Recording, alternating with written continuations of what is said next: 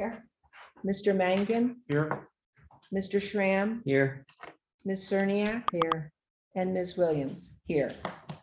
Is there a motion to adopt the agenda? I make the motion. Mr. Mangan, is there a second? I second it. Mr. Schramm, all in favor say aye. Aye. Any in opposition? Any abstentions? None heard. Motion passes. The agenda is adopted unanimously. We'll now move into public comment on agenda items. This is an opportunity for members of the public to address the board on matters listed on the agenda. It's limited to 3 minutes per person and 1 comment time per person. The process is we'll start with all in-person attendees first, then we'll move to the Zoom platform, and then we'll take any who may be on a phone line. For those who are on the Zoom platform and the phone lines, our IT representative will unmute you once I state your name. To make a comment, you just click the raise hand button at the bottom bar. And if you're on a phone, you can raise your hand by dialing or pressing *9. So we'll start with any in person. Is there anybody here in person who would like to make a public comment? If so, we just need you to go up to the podium right there. When you get up there, state your name and your municipality first. Let me get my timer and we'll get you going here. There's no, do I need a microphone? There should be a little black one there that's Oh, lit up okay. in green. Okay, wait, let me That give just you- gives the people online the ability to hear you. Okay, go ahead and state your name and municipality. Okay, my name is Jamie Walsh from Ross Township. I actually have an objection I'd like to raise regarding your agenda. This is separate from public comment, so I would like separate time for my public comment, but I'm raising an objection on the agenda. Yeah, I'll pause your 3 minutes. First state that. Go ahead. Go ahead, what your objection is. Okay, so according to the Sunshine Act, Title 65, Section 707 C1, number 3, the agency shall make available to individuals in attendance at the meeting copies of the agenda, which include a listing of each matter of agency business that will be or may be subject of deliberation or official action at the meeting. Prior to the meeting, I spoke to this young lady over here and she said, you guys are taking official action on a couple of items and a couple are being tabled, but all the information isn't here. Like as far as under Bureau, polling places, pages 12 to 19 are not available to the public. They might be on your website and that's fine, but if you're taking official action on that, that needs to be, you need to have copies of that in the for the public when they show up here. The purpose for that is to make things equitable for people that cannot print their own agenda or don't have access to internet or computer. You are supposed to have a copy of these things here for people to, so they can make public comment. Because right now, all I see on here is pages 12 to 19. I have no idea what pages 12 to 19 even say. There should be copies here. And that really goes along with anything else you're taking official action on. I see there's 5, 6, 11 items here that are on the agenda. And there's 7 or 8 things that say board vote. Anything like that that has a supporting documentation needs to be provided to the public in order for you not to have a Sunshine Act violation here today. You're also voting on meeting minutes from last month. Those meeting minutes should be here publicly as well, because had I got up here and said something last month and I wanted to make sure that it was accurate, I would have no way to know what you're voting on or approving. And there are people that spoke here last month and they need to be able to see their statement in order for you to vote on it. So the public can say, I did say that, or I did not say that, if they have an objection to their Okay, statement. I get your point. Let's talk to our solicitor and find out what she has to say about this. Attorney Raddick, do all of these need to be present? And We not just- have them available online tonight, and we'll have to look into further having to provide them by paper. I do have a set, and what I'll do is I'll leave it at the end table here. And if anybody would like to look at them, they can pick them up, put them back on the table and look through them. So I have a set of everything right here from Okay. start to finish. As we go through, it's in that order. The polling place list is right here. So I will put it at the end table for you to look at. all So right? in order to be legal, you have to have a copy for everybody here in person. So that are- I would recommend, under the Sunshine Act, you take a short recess, get copies for everybody here so you don't violate it. Because each single Sunshine Act violation is punishable up to Okay. $1,000 per Let me check. board member. Let me check And with I our don't board. want to do Let that. me check with our attorney. Attorney Raddick, is that required? I would have to look into that further, and but what I would do right now is just give him a copy, and make it available to him to look at. Okay. And So just anyone let- else who requests it, that's there. Okay. Does anybody else want a copy? I'm gonna object to, I need a copy. There are 3, 4, 5. Can we have somebody go make copies? Is there a copier available? Can somebody get back into the office here and make copies, or no, that's not possible? No? No copy available. Because I got here 45 minutes early to review that documentation so I could make public comment, and I can't make public comment because I don't even know what you're I holding in your think hand. you came in about Actually, you 10. came in with me. Well, it took me about 45 minutes to get from the parking lot into here, use the restroom, wash my hands if you want the whole Okay, so rundown. here, I'm going to give you this. You can look through it. What we could do is maybe take a 5-minute recess. After you're done, you can pass it to the next person, then the next person. How does that sound, Attorney Raddick? That doesn't give us any, I'm not sure Any- I'm not sure that that's actually necessary. I believe that you can pass it to each person to read, but if you want to do that, Well, okay, good. There, he has it, so he's looking at it right now and he can pass it along. that So- doesn't give us any time to process what's on there. Well, we're going to be talking about it, and as we talk about it, we're going to be talking exactly about what we're doing here. So you can look at it.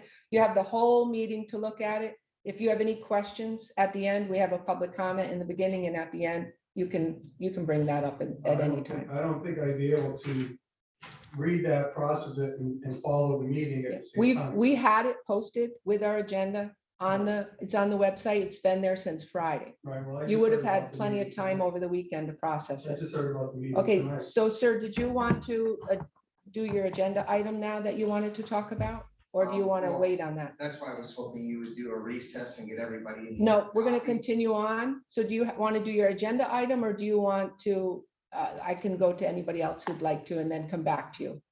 Yeah, I'll talk briefly about one of the agenda items. Okay, let me get my timer ready. How much time do I You have? get 3 minutes. And 1 agenda time per public comment period. So go ahead, Mr. Walsh. Okay, so, Your agenda item? my agenda item is, I believe it's number 1. Again, I don't know because I didn't look through. And what's the topic? The topic is polling Dropbox or ballot Dropbox locations. Okay, that's agenda item number 5. Well, it's actually 2. There's agenda item 5 and there's also a number 3 under board, but they're both about ballot drop boxes. So go ahead. Okay, so my issue with the drop boxes, I have reached out to the municipalities where these drop boxes are being placed. And I'm going to state first that if I were to go to Wright Township, if I were to go to Dallas Borough, and I wanted to put a hot dog cart out for the day at a Misericordia football game or baseball game, I would have to notify the borough. I would have to notify the township, wherever I'm doing this at, and I would have to make them aware that I'm doing this. There's probably an application process I'd have to fill out. However, in speaking to Wright Township supervisors and Dallas Borough supervisors and Dallas Township. I was at Dallas Township's meeting last week. And they did not know that a drop box was being put in their backyard, number one. How is that even legit, legal? They're telling people to call the fire station up at Wright Township because they have no idea what's going on. No one in the community in Wright Township knows. I called some of my friends up there. I said, hey, you have a ballot drop box going in at the fire company? They're like, we had no idea.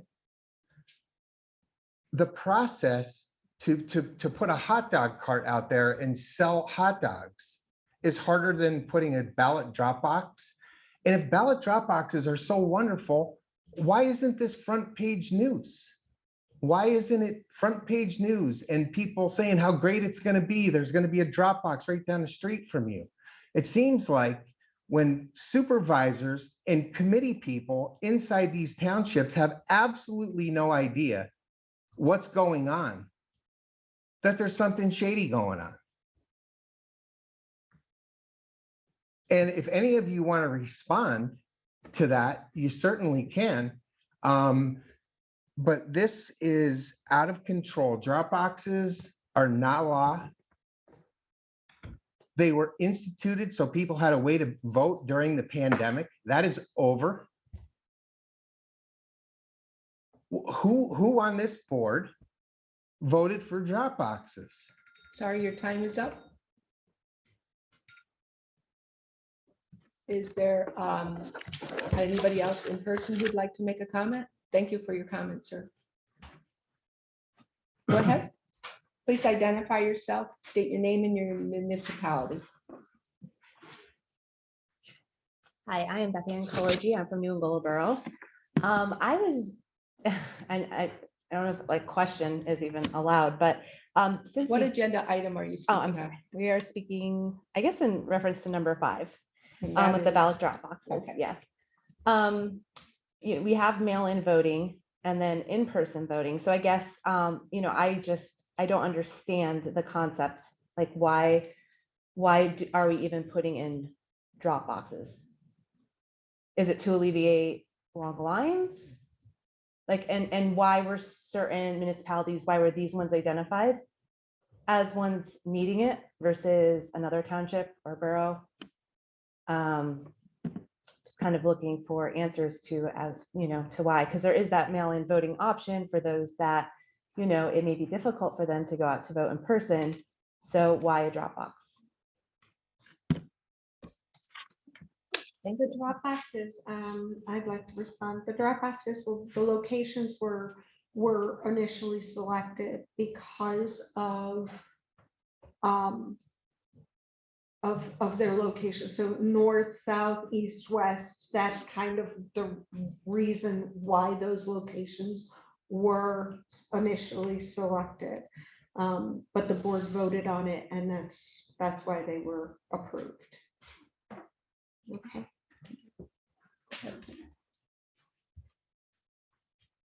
Hi, Hi. my name is Joe Grantede. I'm from Plains Township. Okay, Mr. Grantee, what agenda item would you like? to be? Number 5, Ballot drop boxes. ballot drop boxes. I'd like to follow up with his question of who voted for those on this board. Is there any way we can get a show of hands for that? It's in the minutes. Pardon And me? it's I in don't have the minutes though. You can look on the website. The ballot drop boxes have been voted for multiple times. Right, And it's been multiple times by different boards. Different, the makeup was different at those different votes. So if you want to look back through the different I agendas, the can't minutes get are all anybody on the to- website. You can see who voted on, depending on what board they were on and the makeup of those 5 votes. mhm. Okay, the other question I have is on the same line. What are the rules for someone to watch the drop boxes? And the times of day where you can watch them? And do people, is it legal for people to walk up to a drop box with face covering? Like a face mask, like people are Any wearing kind of now. face covering? I don't see why not. I mean, a lot of people are wearing face masks You right don't now. see with why not? COVID. Yeah. You don't see, I can't go into the, There are people I see who wear their face masks outside even when they're they're jogging or walking. You know, there are people Yeah, who don't I even realize understand. they have them on sometimes. So, but your question about watchers, there are no watchers stationed at our ballot drop boxes in Luzerne County. So nobody can watch? No, no, we do not have, the Election Bureau and the Board of Elections has not set up ballot drop box watchers, which would be, if that was set up, it would be either employees or designated officials that would do that. There's no place for poll watchers at ballot drop boxes. So then they're just free for anybody to walk up and do anything they want there? Anybody can go up and place their mail-in ballot in the drop box. Because when I go to vote, there's somebody there to check my name on the thing and, you know, show me how to vote and all that. Whereas anybody can just walk up to a box. Isn't there anything equal protection under the law? There's nothing in the Pennsylvania State Department guidance that states that there has to be a watcher assigned at a Well, I ballot think drop box. It's left Pennsylvania, up to the counties. It's optional. given the atmosphere out there around voting, shouldn't that be something that should be in the forefront? It's not something that's been discussed here. Go I ahead, would think Mr. that you'd Chairman. want to be, One of the things that once a ballot is placed in there, the ballots are tracked.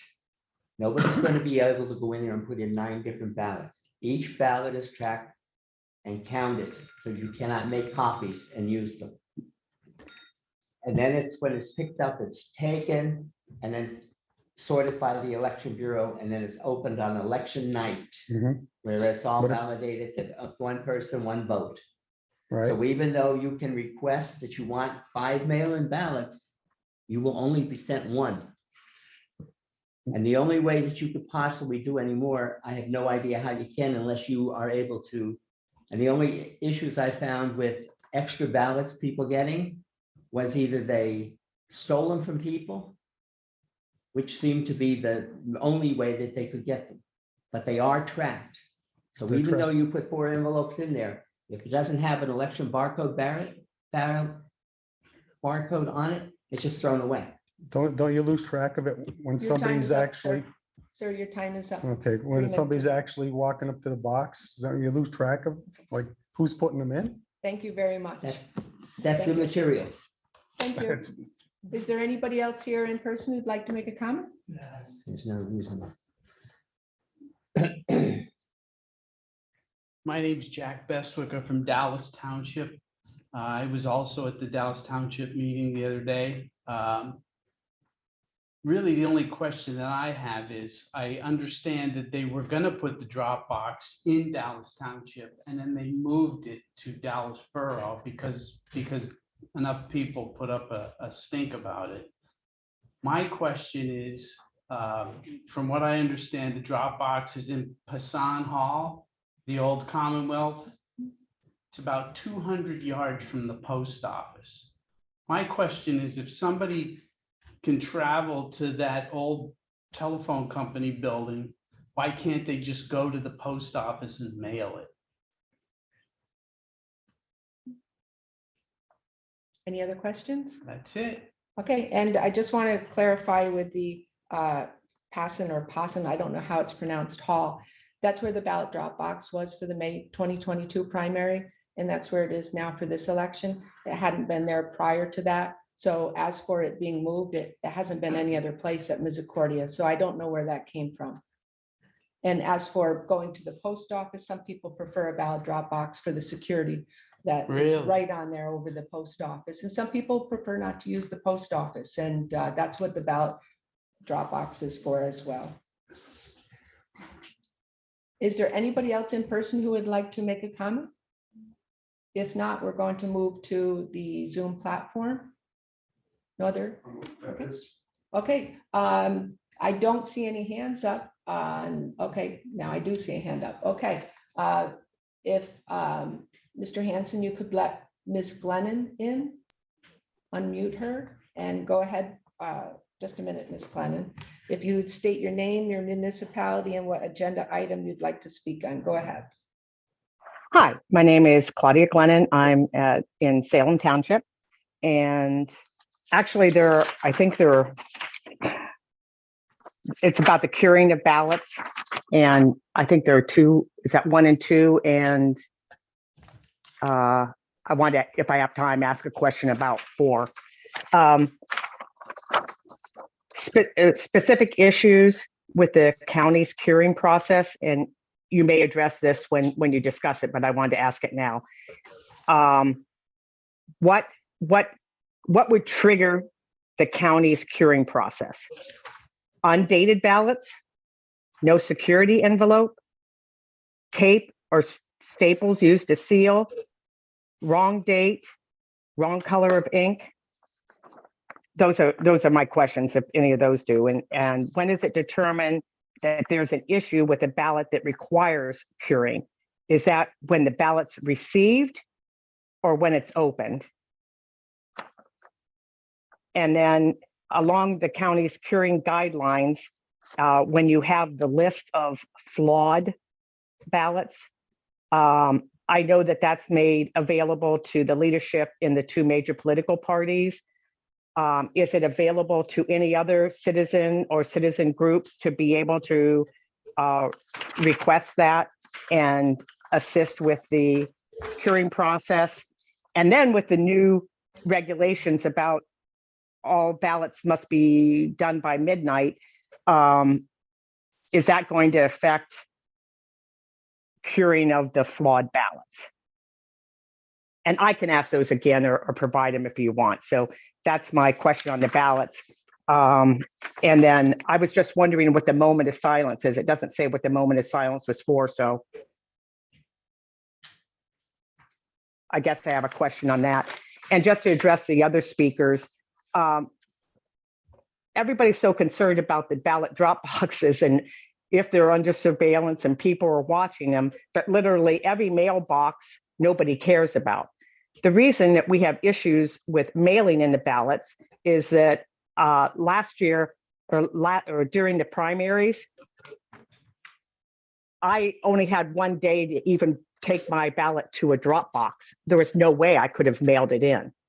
And with the national leadership we have on the Postal Council and the undermining of our postal system, they've diminished any confidence that we have that ballots would be delivered in a timely manner, and that's why they're available. And as far as the pandemic being over, I just like you to know I had a family member die last week. So it's not over. It's only in people's heads that it's over. Thank you. Thank you. Okay, just a couple things. We are going to be talking about curing during the meeting. So a lot of those questions that you asked are going to come up and we'll go over them. So I won't go into them now. It's done during the pre-canvassing process. And we'll talk about who the board, if it's voted on, who the board gets those lists to and who is able to receive them. And we'll also be talking about the moment of silence during the meeting and what that's all about. So we will be addressing those questions. If there's anything that isn't answered, there's a second public comment at the end that we could you could bring that up again. Mr. Schaefer, if Mr. Hanson would unmute Mr. Mark Schaefer. Hey, can you hear me fine? We can hear you. Go ahead. Okay. Go ahead and state your name, your municipality, and the agenda items you would like to speak on. Yeah, sure. Mark Schaefer, Wilkes-Barre, and on the issue of ballot boxes. Ballot drop boxes. I would just like to follow up with what Claudia said about how important drop boxes are to be available. Claudia made a good point mentioning that you can get your mail-in ballot sort of at the last minute. I was just canvassing this weekend and people haven't gotten their ballots yet. And we're still only around 3 weeks out from the election. And to give you a bit of context, I know that for a group that I'm with for our meetings, I have to send out a formal notice for a meeting by mail. And to send a letter from downtown Wilkes-Barre North Wilkes-Barre, it took 10 days. So when we're talking about getting things in the mail from the Bureau of Elections and then the voter actually mailing it in to get it counted, that could be, if that by that timeline, at least 20 days. And from what I've heard from other people, that's on the quick side of things. So I know that when we're talking to voters, if they're going to mail it, we tell them to leave at least 2 weeks for it to get there. So we're coming up pretty close. If someone is starting to get their ballots now, they're going to have to fill it out immediately and get it in the mail, or else they're going to have to worry about it not getting there at all. So with the way our postal service has been so slow, having the drop boxes makes it way easier, because people can just go to the drop box, leave it there, and they know that since it's managed by the Board of Elections, it's going to get there on time. This makes it way easier for voters. It gives them a great sense of security, and it just ensures that everyone gets a chance to have their voice heard. And I mean, this has come up so many times at this point. It's really just a settled issue that a small minority wants to make rancor about. I mean, Board of Election has voted on it. The county voted against ripping up the drop boxes. This has sort of been settled at every level. I kind of wish the people who bring it up every week at here, county council, every township would move on to something more productive with their time. But we got to keep talking about it, and I hope it'll remain in place. Okay, thank you. She was here to say that. Please, please. Okay, I don't see any other hands up. And I don't see anyone on a phone call line at this time. Okay, so we're going to move into the next part of our meeting, which is, let me get my paper here. Oh, I'm sorry. I did have one more. I'm sorry, that came in. I'm glad I made a note for myself. We received an email and from a resident who wanted their public comment read in, and it came in through email. And the name of the person is Elaine Madden Curry from Hazleton, and this is her public comment. Drop ballot boxes in Hazleton. My name is Elaine Madden Curry, and I am the chair of the Hazleton Advisory Council, HAC, of the Pennsylvania Human Relations Commission. The Hazleton Advisory Council intends to file a discriminatory complaint because of a lack of a single ballot drop box in the entire greater Hazleton area. Hazleton is the second largest city in Luzerne County, has the largest Hispanic population, 63%, and has a significant elderly population. The 2020 census showed that Hazleton was the only city in Luzerne County to experience any population growth, adding 5,000 residents. Hazleton is also the farthest city from the county seat in Wilkes-Barre. In September 2022, when it was first determined, Hazleton City Hall would not be a ballot drop box site, it was incumbent upon the head of the County Administrative Services to make a concerted effort to find a suitable place in Hazleton. Pennsylvania state election law allows for ballot drop boxes. The county government has a role not to just listen to all the loud voices, nor to act out of any personal or political bias, but to ensure the county government is fair, equitable, and offers the same resources to every citizen of the county. Pennsylvania election laws need to be followed, and equal access to voting at ballot drop boxes is the overriding fact that needed to be addressed in Hazleton. The head of administrative services stated, standard speaker on October 4th, "It seems at this point we need to move forward. Too many things need to be done to place a drop box in southern Luzerne. That is simply not good enough. The exact role of county government is to make sure all parts of the county are treated equitably." The Hazleton Advisory Council strongly urges the Luzerne County Election Bureau to begin the process of ensuring Hazleton has a drop box for all future elections. Okay, so we're going to move now to the next part of our meeting, which is the approval of the meeting minutes from September 21st, 2022, regular meeting. It's online, pages 3 through 8, posted online, and September 28th, 2022, special meeting, pages 9 through 11, also posted online with the agenda for this meeting. Is there a motion to approve? I'll make the motion. Ms. Cerniak makes the motion. Is there a second? I'll second. Mr. Mangan makes a second. To All, to approve what? the meeting minutes. I apologize. That's okay. I'm just like- All in favor, say aye. Aye. Any in opposition? Any abstentions? None heard. Motion passes unanimously. Meeting minutes from September 21st and September 28th, 2022 are approved. We'll now move into the Bureau section of the agenda. And the first item is polling places for November 2022 general election. There are pages 12 through 19 attached to the agenda online. This will be for information, discussion, and board vote. So I'll turn it over to the Election Bureau leadership. Hi, everyone. Yeah, so the polling places, the only two changes for the general election are number one, the polling place in Harveys Lake changed. It was previously held at a church for the primary election, and I cannot for the life of me remember the name of the church right now. But that was Our Lady of Victory. Okay, thank you. So it was temporarily moved there for the primary because of construction that was being done at the Borough building. So this election, we're just moving it back to the Borough building where it was held previously.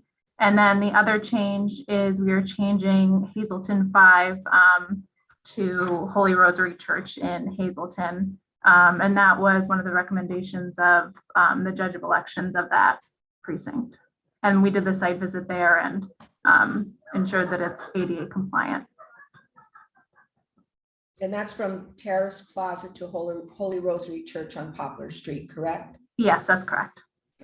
Yes. And I know that we discussed this. I asked the question to you, Ms. McBride, that if these voters receive a new card in the mail with their new polling place prior to the election. Yes, they will receive a new card in the mail.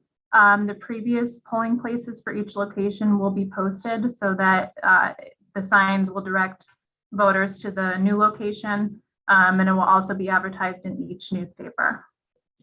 Okay. And you did make sure of ADA, did you say that? Yes, yep, both are ADA compliant. Okay. Do any of the other board members have any questions about that? Any input? Okay, so the board votes on this and approves it, and then after we approve it, these polling sites will all be put up online on the Bureau website for the public to see and be able to go to check polling sites, correct? Yes, they will all be on the website. And I know that we're going to get to this in a little bit, but we will also be putting up a map on the Bureau's website that allows voters to input their addresses, and it shows them exactly geographically where their polling place is, along with the name of the polling place. Okay, well, I'll make the motion to approve the list of polling places with the change of the Harveys Lake polling site from Our Lady of Victory Church back to the Harveys Lake Borough building. Is there a second? A second. Ms. Busaro seconds it. All in favor, say aye. Aye. Any abstentions? None heard. The motion passes. We will approve the polling places for the November 2022 general election with the change of the Harveys Lake polling site from Our Lady of Victory Church back to the Harveys Lake Borough building. Okay, the second item under the Bureau is the November 2022 general election update status information, and I'll go back to Ms. McBride for that. So one thing that we implemented recently here at the Bureau is sending weekly updates to the board just to provide a general update of, what the Bureau has been working on for that week. As I mentioned to the board, it's the goal of the Bureau to be as transparent as possible with the board, the public, and other stakeholders. So we started our weekly updates on October 7th. And for the week ending October 7th, the updates are as follows. We successfully completed LNA testing of all Dominion equipment. We sent out our mail-in ballot upload to be processed by Fort Orange, who's our mail-in ballot vendor. We hired 2 temporary employees who started at the Bureau on October 11th. We advertised for the position of election day worker. And that is a position that's listed on the county's website. It's a temporary position for 1 day. And we're looking for 40 workers at $20 an hour. So if anyone's interested, I highly recommend going to the website and applying. We updated our website for the general election. We met with and brought on someone to conduct poll worker training. We prepared all materials for poll worker training. We sent out letters to assisted care homes and in Luzerne County, sent out polling place coordination letters, just double checking that all the polling places are set up for the general election. As I alluded to earlier, we worked with GIS to develop mapping strategies for the upcoming election. We met with our delivery service, who is Matheson, to coordinate the delivery of our voting machines, and we coordinated the Dropbox deployment date. And then for the week ending October 14th, we deployed each Dropbox to each location. Our mail-in ballots were mailed out by our vendor on October 13th. So I know that some people started getting them this weekend, and others will be getting them this week. And then each day, as we get more and more applications, they'll be sent out to our vendor to be processed. We packed our judge of election envelopes. We printed training guides for the polls and for training. We brought in 3 temporary employees, 2 of which are starting this week. One started today and the other starting on Wednesday. Last week we actively recruited for poll worker training for this week. And again, we worked with mapping to develop a section of our website that will allow voters to input their address to see which voting precinct they reside in and where their polling place is. The map will tell a voter which congressional and state legislative boundary they reside in, and it will also allow voters to identify their polling place within their precinct. And Dropbox locations will also be on this map. And of course, we're actively working to ensure that each polling place is appropriately staffed.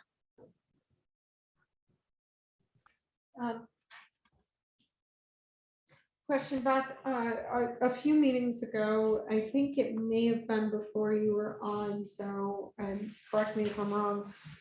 We were talking about using the blue tabs for the blue bags and the red tabs for the red bags. Did you by any chance get those in? I believe that was before I was on, but I'll double check on that for you and I'll give you an update after the meeting. Thank you. No problem. Anybody else have any questions? Sounds like you're very, very busy there. And sounds like you're putting in some long days as well. This isn't public comment time. I'm sorry. If we will have another public comment at the very end of the meeting, though, if you'd like to utilize that time for your questions or your concerns. So we'll move to the 3rd item, which is temporary workers. Yeah, so just like I know I'm overlapping a little bit here, but we are still looking for temporary workers for election day. We're looking to hire 40 temporary workers at $20 an hour for the entirety of election day. And it is a long day. You may be required to, lift up to 25 pounds, just be in generally good physical shape to perform the duties at hand. So if you are interested in applying, I highly recommend visiting the county's website. And as soon as that job posting closes, I will be conducting interviews for that. So if you're interested, please apply.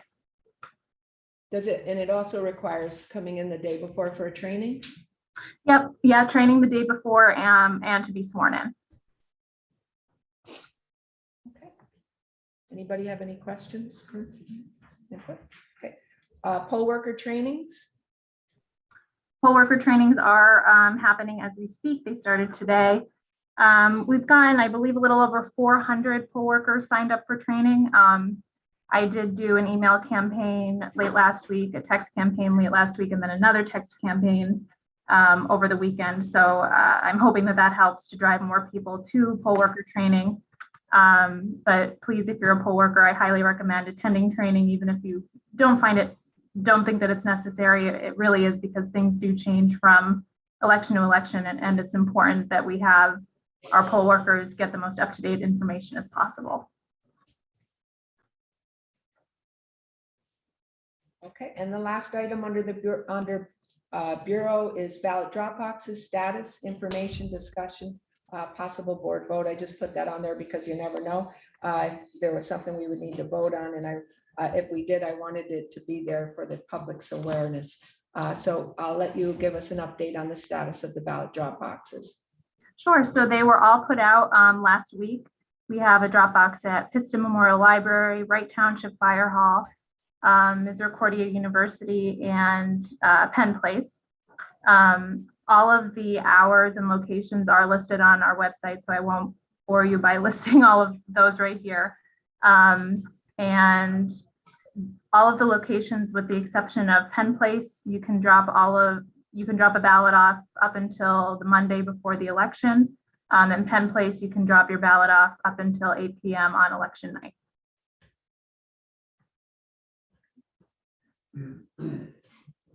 Any input, discussion, board members? Yes, can I make a statement? Sure.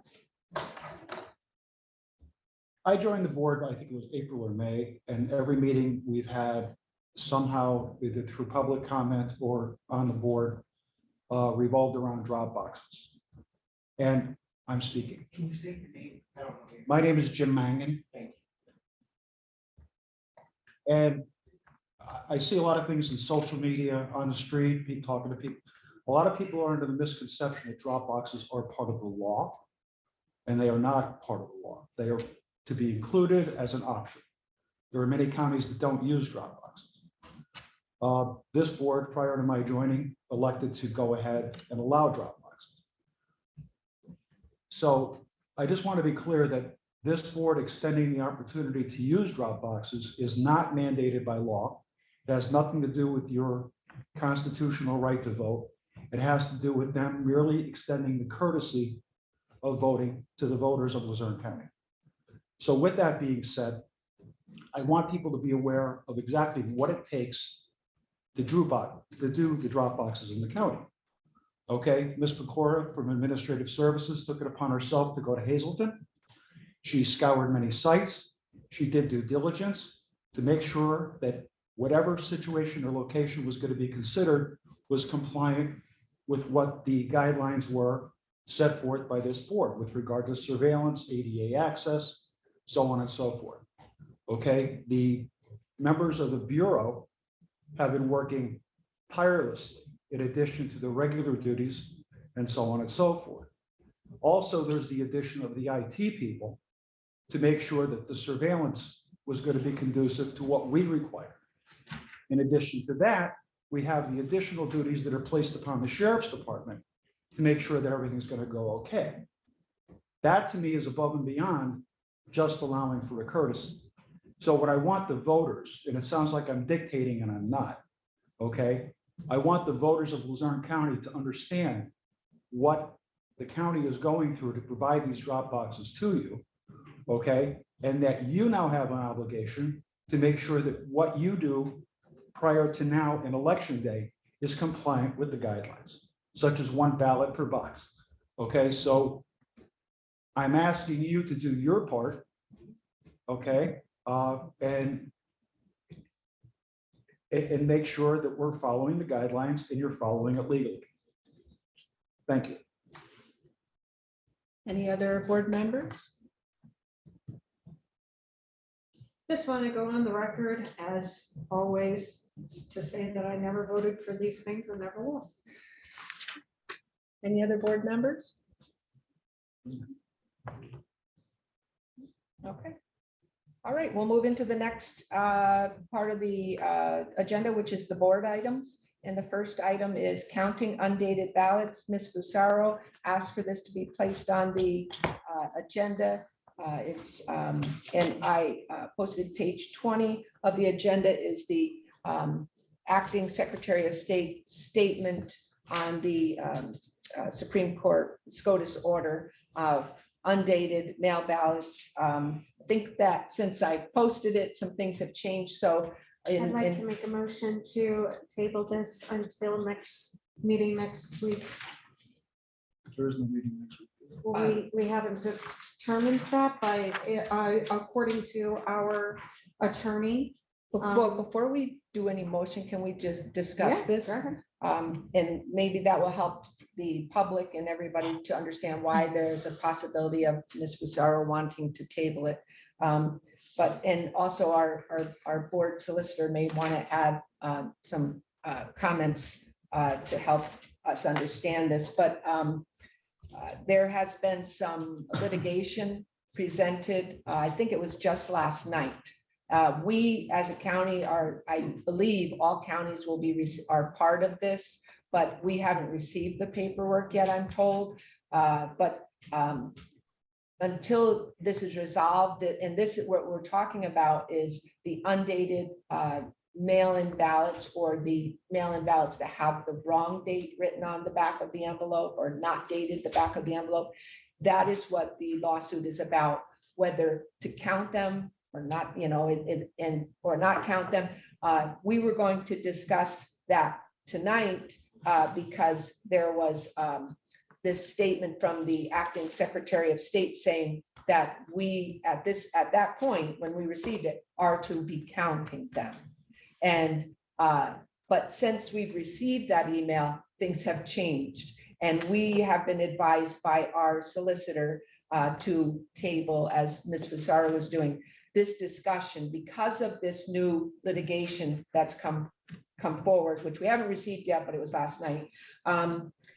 Just table any discussion on this matter until it's resolved in the courts. So because we can't really make any determination on this until the court resolves it, whether we count, the counties count undated or dated. So if I didn't explain that carefully enough, or anybody wants to add to that, or Attorney Raddick, you want to add anything to add that before we move into any? Yeah, so- it would be my recommendation that you table this so that the board has the full, that you have all of the information available to you when you make a vote on this. So there is my understanding is there's the Supreme Court case, which I have not seen the paperwork on yet, which they're asking the Supreme Court to make up to decide whether undated ballots should be counted. We got guidance from the DOS. We also have had past cases that have to be reviewed in accordance with what occurs. So it would be my recommendation that you hold off on this until we hear from the court. And I'm not sure it will be next week. So it might be right before elections.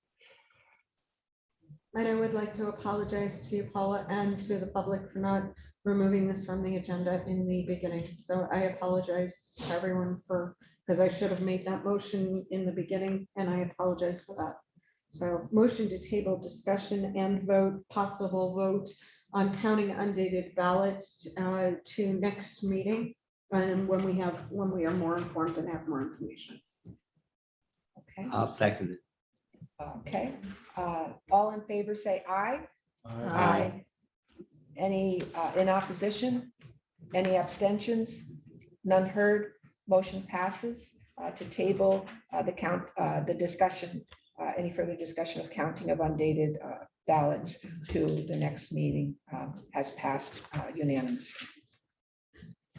Okay, we'll move to the second item, which is mail-in ballot curing notification for November 2022 general election. It was page 21 under the agenda, and this page was the explanation of the process of curing, which we'll talk a little bit about and give everybody a little bit of an overview while we're discussing this, giving information, discussion, and board vote. I'll just start by giving a little overview of the ballot curing process. I know that there were some questions during the initial public comment on agenda items. So it takes place, what happens is during pre-canvassing, which can't start before 7 a.m. on election day morning. And this is the pre-canvassing of, we're talking about mail-in ballots only for this. So as the mail-in ballots are pre-canvassed, which means they're looked at for all the issues, all the things that they have to comply with. And so they start with the outer envelope, which is the signature on the outside of the envelope. If that's not there, they can't be counted, so it's set aside. If the date is there, not there, or if it's the wrong date, it's a date out of range. There's a certain range when the mail-in ballots went out to election day where that date would be. Sometimes people put their birth year, the wrong date. There, it's a whole mix. So they would be set aside. Then it moves, the next stage of the process for the mail-ins as it goes down this assembly line during pre-canvassing is they're open. And if there's no, if the ballot isn't within the secrecy envelope inside, that's called a naked ballot, and that has to be set aside and it cannot be counted. As you can see, there are a lot of hurdles for a mail-in ballot person to get through to get their ballot to count. So if they've gotten to that point and they're moving along, the next thing is the inner envelope is inspected front and back for any identifying marks, their name or the name of their party or a candidate. If any of those are on there, they have to be set aside. So then they move along to the ballot is taken out of the inner envelope. If there's any identifying marks on the ballot, that would be another not counted. It'd have to be set aside. And then it would go to being ready for the canvassing at night from 8 o'clock on. During this pre-canvassing process, as these ballots are set aside, the board is there observing and watching these workers, and you heard about temporary workers being hired and trained. That's what they're being hired and trained for, doing this process of pre-canvassing. They'll be trained on, they might be just the one inspecting the outside of the envelope all day long, looking at each one and then passing it or making it, and there's a specific thing they have to do and put it in a tray and all that. So we're there overseeing, the board is there during the day. And what we do is, as they are set aside, we have several times during the day where a bipartisan team, it has to be a Republican, Democrat member of the board, goes through those that have been set aside up to that point and makes a list. And the list includes the person's name and their phone number and the ballot deficiency. And that's it. And these lists are then copied and they're put into envelopes for each of the party chairs. And the party chairs we've given to are not just the Republican Party chair, it's the Democratic Party chair, the Libertarian Party chair. We've offered it to the Green Party chair. And this time, I do have a question about, for the Bureau, just throwing it out there while I'm talking, if you know the contact person for the Keystone Party chair, which that party is on the ballot for the first time this election. So they're copied, those lists, they're put in envelopes. Those party chairs have been contacted. They'll be contacted if we vote on this and approve it within the next couple of days, and they'll be given this information. They'll be told what times the pickups will be, and they would then pick up these lists, and they would go call these people and say, Mr. Adams, we've been notified by the Board of Elections that your ballot has a deficiency, your mail-in ballot, this is what it is. You can choose to cure this by going to the poll and voting provisionally. The only other item that another ballot deficiency that they might have is ID not verified. And what that is if they've applied for a mail-in ballot and the Bureau could not verify their identity, that they have to check that all identity for all mail-in ballots, and they don't have proper identification within the SURE system, then those ballots are also set aside. Those voters have up until, is it 7 days, I believe, after election day, 6, the end of the 5th day, up until 6 days, to come in to the Election Bureau and show the proper identity to prove that they are who that ballot, who is that envelope is for. So they do have they would not go and vote provisionally. They have to go to the Bureau and show identity. So if they're on the list, it would specifically say for them that the only way to cure theirs is to go to the Election Bureau and prove their identity and show the proper identification. So we would create these lists. We usually do it, and we've done it in the past at noon and 4. And that's it, because at that point, after 4 o'clock, if we were to create a list at say 6, the odds of us giving the list to a party chair, them going home and making these calls, there's no way probably that that voter could get to the poll by 8 o'clock when it closes to vote provisionally to try to cure it. On the back end, when we do adjudication, we check to make sure if somebody went to vote provisionally, that their mail-in ballot did not, only one of them will count, whether it's the mail-in ballot that didn't count. If we end up approving that mail-in ballot, their provisional won't count. So there's a checks and balance to this to make sure they would not vote twice. So that's kind of it. Is there anything that I missed in that explanation? Do we do any seal issues like if they? There was one other thing where I know during the last election, there were some concerns about some people had like reopened their mail-in ballot, then sealed it back up with tape. And we were advised that some people had done this. They called the bureau, said, I opened it up and maybe they had to check something, wanted to make sure they did something right. They resealed. What do I do? And they were instructed to reseal it with tape. And at last election, what we did, actually, Ms. Fusaro and myself, we, again, a bipartisan team of a Republican and a Democrat, as a board, we decided this and decided to do this. We did make some phone calls to kind of spot check that, to check with some voters who had that issue, to in fact see if that was the case, just to check that, had they themselves opened those and resealed them as we were told was the case. And in all the people that we had called, that was the case. We didn't find any differences. Those who we got through to, we called many, but we didn't get through to all of them. Anything else that I didn't explain with the curing process? Just not so much curing, but I did want to, you mentioned something, and so because you mentioned it, I wanted to say something. Denise had mentioned the mail-in ballot assembly line. And if you, because it seems like we have a really good mixed bag on online and in this room of the public.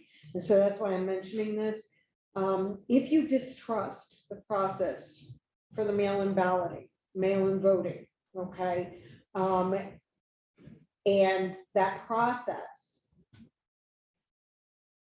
by becoming a temporary election day worker, it may help you understand the process and help us by filling that gap. Okay, we need 40 people in that room processing those mail-in ballots. Okay, so we need the help, and it may help you understand that process a little better. So just letting everyone that's online and in person here know that you can become a part of that process and understand it.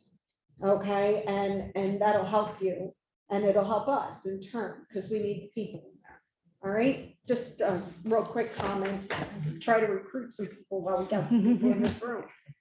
The other thing while Ms. Fusaro was talking, I thought of is to give you a little history on the curing process.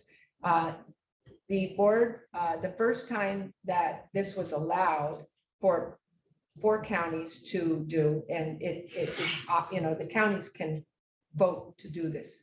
So it's up to the counties to decide if they want to do this curing process. If they want to take the time to make these lists, to call these, give the list to the party chairs, have the party chairs call, and to advise these voters at kind of the last minute, like, this is what we found. The only way you can fix it is if you go vote provisionally or come in if your ID not verified to the Election Bureau within 6 days and prove your identity.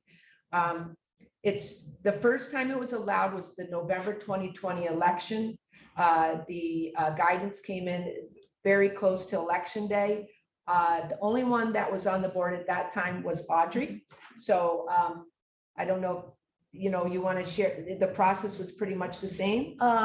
Basically, yeah, well, basically all the ballots were given to the Board of Elections and members, and we made our list. We exchanged lists, double checked them, you know, proofread everything, and then they were given to the party chairs to call. And that's really basically. Yeah, we don't really, once we give them to the party chairs, it's really out of our hands. It's up to them to make the calls. We don't really know, you know, we don't follow up with that. That's the way it is. We adjudicate and we check during adjudication and go through all these mail-in ballots with a fine-tooth comb, the ones that are set aside. But then the process that we put in place for curing, one of the parts of the process is that the board decided and voted on as a whole is that it's not a given that we do it every election. We decided as a board and voted on that when this process was put in place and we made this procedure, that we would vote on this prior to each election and decide it before each election. So that's why it's on the board, on this agenda as a board vote, because we discussed it. And I'm going to leave it open before we move to voting on if we are going to cure for the November 2022 general election. If anybody has any other information or discussion. No, I just want to point out two common mistakes that occur with mail-in ballots that cause them to be segregated. One is husband and wife teams, where they each accidentally sign the wrong envelope. That causes a delay in processing the ballot. Number two, as we all do, before they sign their name, they'll take the ballot, sealed ballot portion, and they'll do a little scribble to make sure that the pen works.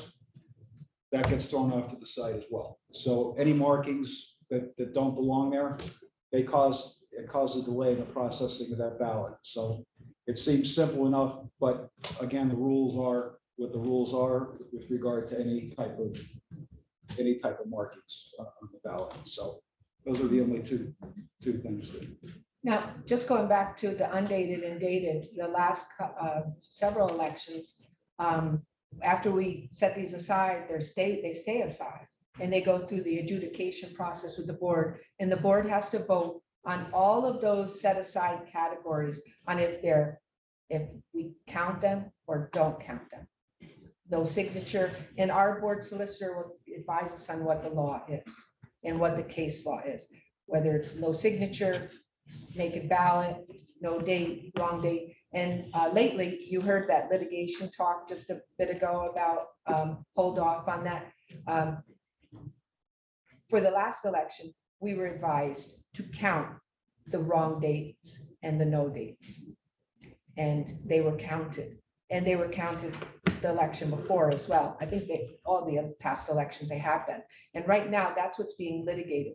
When we get to adjudication and after they've been set aside, is it's going to the courts to say, are those boards of elections allowed to count or not count those undated wrong date on the back of the mail-in? So that's what that is about. The biggest problem, the biggest number of ballot deficiencies is the naked ballots, the ones that don't put it in the inner sleeve. That was a couple hundred last election, if I recall, but usually the ballots with deficiencies end up being in the several hundreds that aren't counted. Did you have one of you had your hand up? No. Well, I just want to kind of echo what Mr. Mangan said earlier. The best way to ensure that your vote counts is to follow the instructions. You know, because we do our best to make sure these votes are counted. We do try to give people a chance to go fill out those provisional ballots. We get to your ballot late, you're not going to know about it not being counted. We've got all this big issue with the dates. Put the correct date on. Just pay a little bit of attention, and then this will not be an issue with your vote and your ballot. It will get counted. so I think the biggest thing I really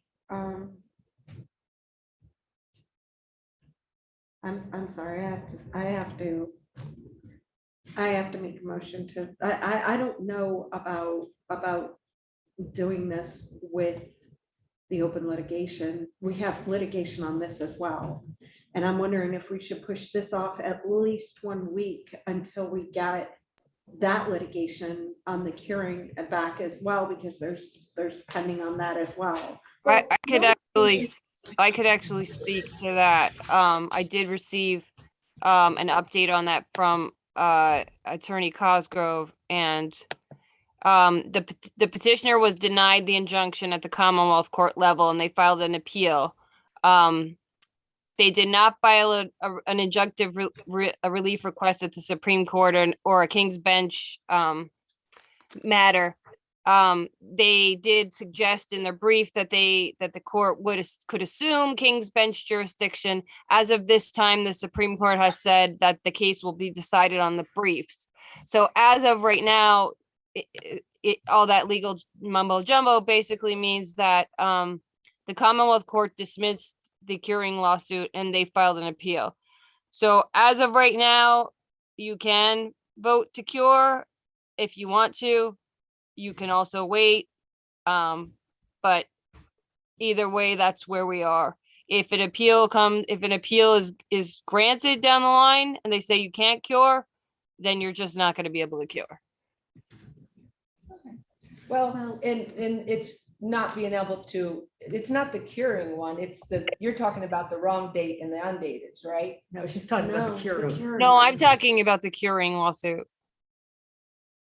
Oh, so, That's why. That's why we tabled it. That's why we Yeah, tabled that's it what she's saying, last. as of- Well, it's being appealed now. It's Oh. being appealed, that's what I'm saying, can we just in case we get a King's Bench, or we get any of those other things, I'm gonna make a motion to table this to next week's meeting, just to ensure that we're doing this right. we don't even, we have on the agenda that we are going to cancel next week's meeting. Well, I'll tell you, my thought. But we on just this- moved counting undated ballots Yeah, to But the. we to that also week. discussed that we may cancel during that. What were you going to say? I was gonna say, we can probably vote on this, then if we were told we can't do it, then we don't do it. Yeah, if we vote on it and we vote yes or whatever, if the law says we can't do it, Then we we're can't not do gonna, regardless of how we voted, it's yeah, not gonna matter. exactly.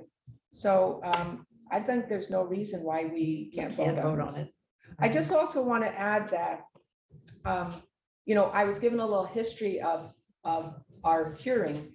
I know, Jim, it was your first election with the board and you came on after we voted for the curing. I look back at the minutes to see the status from the last, and I think you came on right before the election, even though you were in part of the process of the curing, you did not vote on it because you weren't on the board yet. But those who were on the board, we all voted in favor of this for the last election. I looked back, and that's just a little FYI.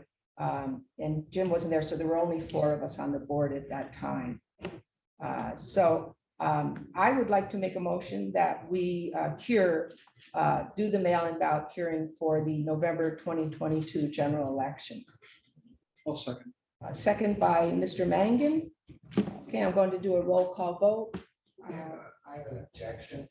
I'm sorry, this is not time for I have public an comment. objection. I have it right here in the Sunshine Act, if you want to read it. An objection can You be can done at object. any time. Go ahead. Public meeting by any citizen. Go ahead, what's your objection?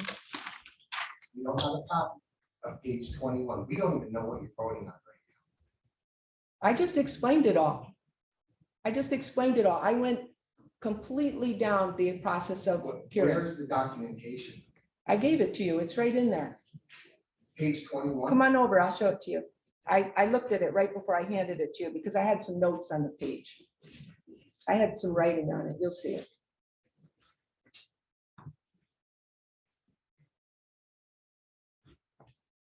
This one? That's it, yeah. Okay. Actually, the page before it, there's a little bit of that top, the header is on the bottom of the page before Okay, it. so I'll state my objection and then you can either deny it or accept it. Well, And at that point in time, you can move forward if you want to. The objection I have right now, it says it's page 21 on your agenda, right? Is that what you're voting on, page 21? Well, it could have gotten mixed up on the website. I don't know if it's. This is exactly- page 24, I don't- and it says you're voting on page 21. Okay, that's a problem. I'm not voting on page 21. I'm voting on that mail ballot hearing.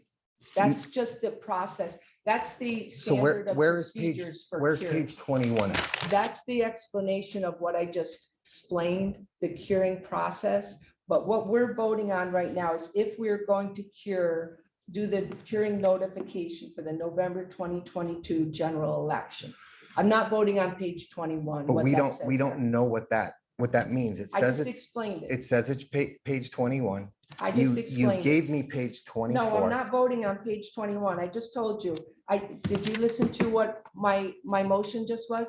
I made a motion to, for mail-in ballot curing notification for the November 2022 general election. I did not say I'm voting on page 21 or 24 or anything on there. Correct. So in order for the public to be able to comment at the beginning, that documentation needed to be provided It's there. when they, It's there. It's in that packet. It's on the website. Everything was provided on the website. and the problem is. If the page got off, that's no fault of my own. When it's uploaded by IT, sometimes it gets thrown off a little maybe, but it's there. It's on the website. I gave it to you. You can pass it around. He has it. But that's a problem. And so, I mean, you could say it's not a problem. You could shake your hands because your ignorance of the law is not a defense of it. Okay, I'm So gonna turn it over to our attorney, so, Roddick, now, and that- I'm going to that's ask her fine. because I just. told Yeah, you what I'm can, voting on. Ms. Williams, you could proceed. You have, the information has Thank you. been Please have a provided, seat. copy to him, and it's also publicly available on the website. so are you denying my objection? Miss Attorney Roddick? No, she's not elected official. You're the elected official. You would have to deny my objection. I'm not an elected official. I'm a board member and I'm a volunteer board member. You're a board member Yeah. here, but you're running this. You're the president. So you could either deny my, Yeah, your objection is wrong because I just told you I'm not voting on page 21 or 24. That information that's on there explains the standard of procedures for the curing process. What I'm voting on is that we will do the mail-in ballot curing notification for the November 2022 general election. Please have a seat, sir. I'm going to have to ask you to leave. so I'll take that as a denial of my objection. I'm telling you, I'm not voting on that page 20. I'm voting on something. separate. that you're voting on page 21. That's not what I'm voting on.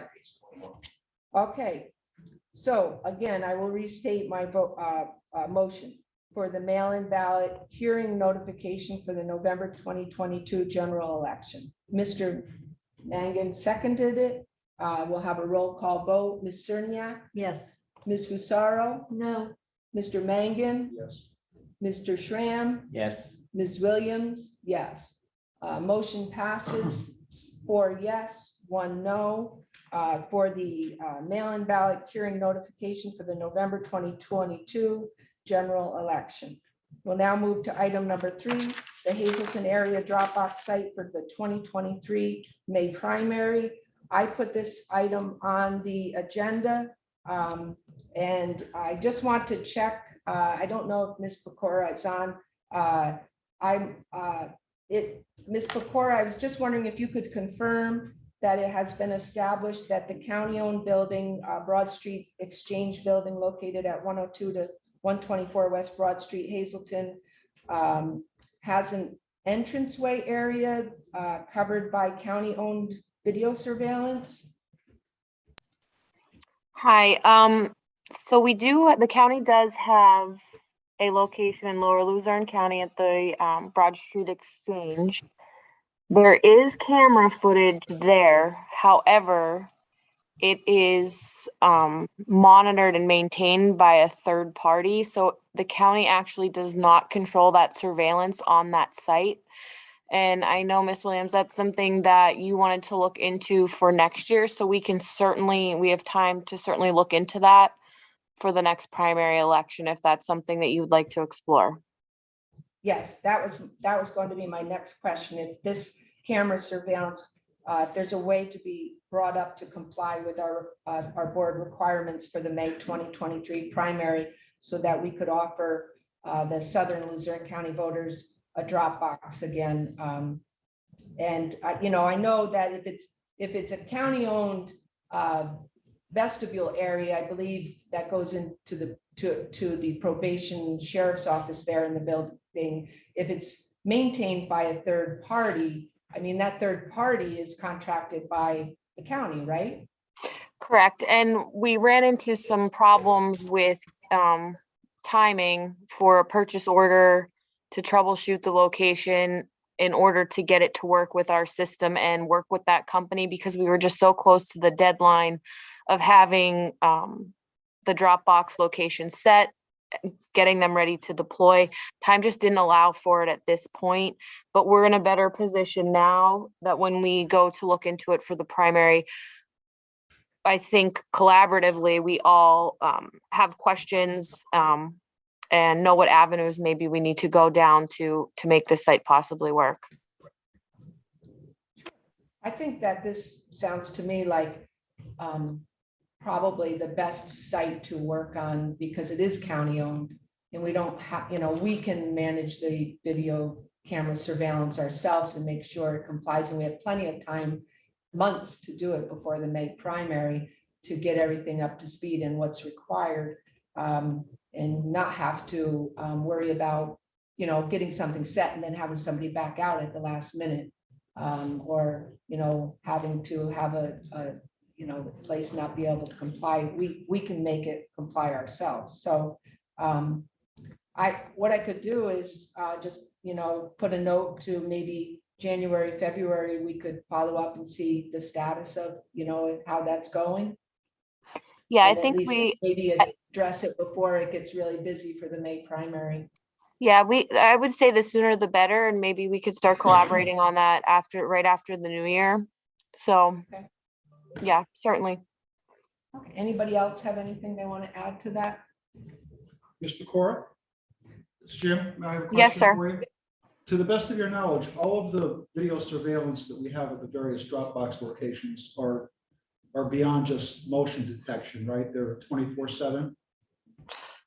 So they have 24-hour surveillance and they are on motion detector. And I think once the motion is kicked on, that's when they all record. So once the motion sensor kicks on, the recording starts, because the amount of footage that would be logged in that 2-week period is too much to transfer over. We would never get the files in a timely manner when we verified with IT. But all of the footage worked upon motion, and it was recorded, and it was able to be downloaded onto the external drives. Beth, can you just confirm that I'm correct in that as well? That my understanding is right on that? Yes, that's correct. So it is 24/7 surveillance, but they will only record on motion detection. And each location was tested before the drop boxes went out as well. So that's all locations? Yes, yep, all locations. So Beth, while you're here, I have another question with regard to the memorandum of understanding that we've entered into with the various locations. Yes. Who were they? Could you tell me who signed the memorandum of understanding? Most specifically Dallas or Dallas Township? Ruth Andrika from Misericordia University signed that memorandum of understanding. Okay. All right, so it wasn't anybody from the actual township or Dallas borough? That's correct. Yeah. So the designee on each of the memorandums of understanding was the contact person for the location that the Dropbox is being held. So Wright Township, there's a person from Wright Township who's the designee on that memorandum. Same thing with Pittston Library. It's not anyone from the municipality. It's the director of the library. Okay, thank you. No problem. Any other board members? Okay. There's nothing else for that item. Then we'll move into number 4, which is addition of moment of silence to election board meeting agendas. Ms. Fusaro asked for this item to be put on the agenda for discussion, possible board vote. I'll turn it over to Ms. Fusaro. I think that, especially with myself, obviously, prayer works for me. Some people, meditation works better for them. Some have, different things that they do to calm themselves. And with my blood pressure getting up there sometimes in some of these meetings, I think that, it's just a good practice to add 25 to 30 second, moment of silence so somebody could say a quick prayer or meditate. And I think that it's appropriate. County Council has a moment of silence. Several other meetings, not all meetings have them, but it's something that I would appreciate. And I'm not sure if everybody is on the same page with me, but it's something that I would appreciate. So I asked to add it to the agenda. Where do you propose entering it into the agenda? After the Pledge of Allegiance? Yeah, either after or before the Pledge of Allegiance, just really, a simple moment of silence. And even if somebody uses it for reflection, I think it's a good time to just give a little bit of peace, calm before the storm sometimes, which it is. Well, personally, I meditate for about 10 minutes before each meeting. I'm usually here really early, and I do spend some time in quiet prior to and preparing for the meeting. I know that County Council has a moment of silence, and I always thought it was strange because there's no purpose for it. I know one time they did do it for a specific tragedy recently, the Nescopeck house that caught on fire, and a lot of people passed, and they designated the moment of silence for that family or that household, and that made sense to me. But to have a moment of silence, just to have a moment of silence, I do that before the meeting. So, I mean, if there was a purpose for it, that would, to me, There be is. different. It's purpose, like I said, it's purpose. I mean, usually you have a moment of silence for like a tragic event or, something's happened. So everybody, there's a moment of silence for that, and you speak that out. You say verbally what that moment of silence is for. But there's just to have a moment of silence, to have a moment of silence. I think, why? I just personally, I'd say why. I'm not in favor of it. Like I said, I do it before each meeting, and I do it for about 10 minutes. And I think anyone could do that before the meeting, prepare themselves for the meeting that way, pray or whatever you want to do. And I just think to have a moment of silence for the sake of a moment of silence is like a little odd.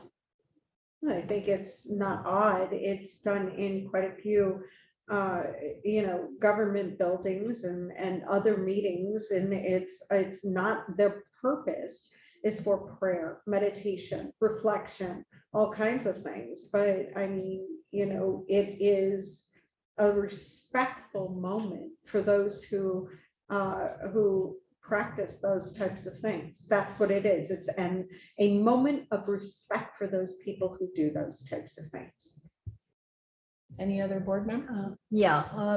Again, I'm not sure. I mean, I do my preparation before the meeting. I don't see why we have to pause when the meeting is getting started. I would have thought the pledge would be an adequate signifier that we are doing government business, the country's business. Just because the council does it, I don't find that a compelling reason to do anything, or just because other boards or committees do it. I've had my differences with some of council's actions regarding the Board of Elections in the past, not too distant past either. And I also kind of really thought this was almost added on right before our last meeting. It was suggested, let's have a moment of silence, and okay, maybe do that. And I kind of insisted that it actually be brought up at a meeting, because I don't think regularly occurring features should just be kind of tossed on without public discussion. We had this happen again in the past. I guess it was 2021, early in 2021.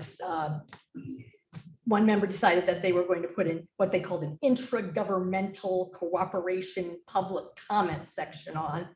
It really only, it just sort of appeared there. I said, what's this for? Oh, well, we just thought it was a good idea to be able to, people who were elected to office to have their own little separate public comment in addition to, the general public's comment. Really, it just appeared there.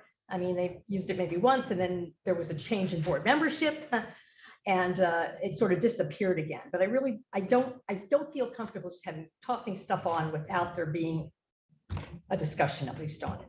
And as for the moment of silence, I don't see any real purpose for it. I think that sort of thing can be better done prior to the meeting. We're here, we just want to get this meeting, we want to get it done, really, get everything discussed, do the business that we need to do. And, that can be done, personally before the meeting. And I'm assuming that 30 seconds is really gonna hurt you. We'll let any other board members add. So this is not a religious, non-denominational thing that we're talking about. We're talking about 30 seconds.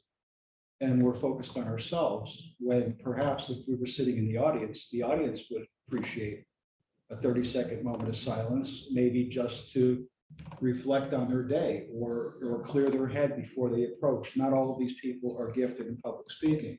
Somebody needs to compose themselves. Maybe that's an opportunity for them. I don't think it's just about us observing a 30-second moment of silence. I know that I do it. I would probably sit here and say to myself, dear God, help me get through this meeting. And that's a very little time of my life to give up to reflect on maybe something that's bothering me.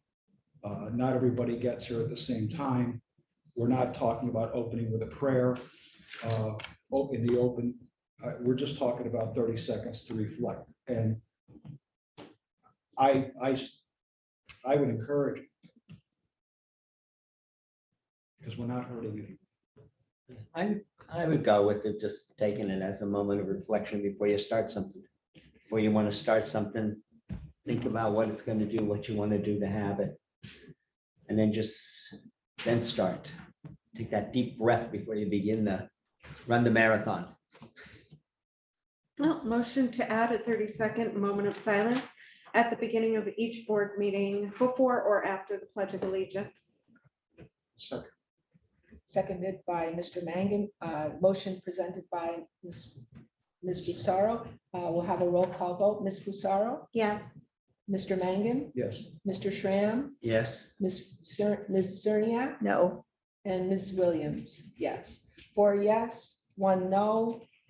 Motion passes for a moment of silence, either before or after the Pledge of Allegiance for each meeting.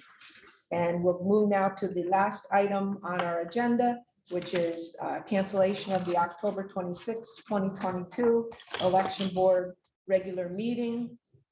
I put this on the agenda and for information, discussion, possible board vote. I put this on the agenda because after putting this agenda together and thinking ahead to what's coming up prior to the election, I really don't think, I didn't think at that time when I made the agenda that we would need this meeting. We've really addressed all of the board's pre-election needs, and with the election so close, I thought it would give the Election Bureau leadership some more time to address election needs. So my thought was to cancel it. The other thing was, it's only a week away. Usually our meetings are separated by quite a bit more time, but what happened was when we set up this meeting, we have to give all our dates for the whole year, and we have to get this room. We have to go through and work with the county council leadership, and there are a lot of other committees and boards that use this room. And the meeting night that we usually would have, which is like the second Wednesday of October, and then down towards the end of the month, wasn't available. So then we had to start moving it to when was the next available? And I took it at that time thinking, well, they're a week apart though, but I thought, well, maybe we'll need it. And so I kept it, didn't bring it up until just now, because I thought, yeah, there is still always a chance that even though it's only a week away, that it might be needed. Personally, that litigation, like as Attorney Raddick said, that could go way up until Election Day. There's a good chance it could. And even if it is addressed by the next meeting, it can be addressed during the Election Day process adjudication. And we do have an adjudication meeting, ballots with deficiencies and provisional meeting that we publicized by legal notice and on the website that is open to the public. And it would be addressed at that as well, any litigation and what we can and can't do. So that could take place during that meeting for the litigation. I don't know if there's anything else that I could think of that is pressing that we would need for next week. I'll open it up to the other board members. Well, I mean, it always comes down to the last second. And the week before elections, we are cramming and trying to figure out where we're going to put this and how we're going to do this and how we're going to do that. The last 2 election periods, well, we don't have another meeting before the election. Well, I'm sorry, we don't have another meeting to before the next election. That's all I ever hear. And we have such a packed agenda for the next meeting that we can't get another thing in. So, I mean, when I looked at the meeting dates coming up to November 8th, I was actually really happy that we had an extra date in there just beforehand.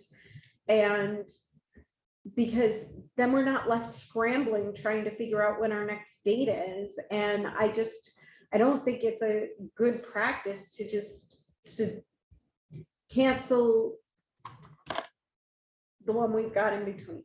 I mean, I understand we can pass things on election day and stuff like that. Yes, it's a public meeting, but this is a lot less stressful of a time to pass things. We don't know. We do have pending litigation on the not curing, but the other dates, the dates. Thank you. And I just think,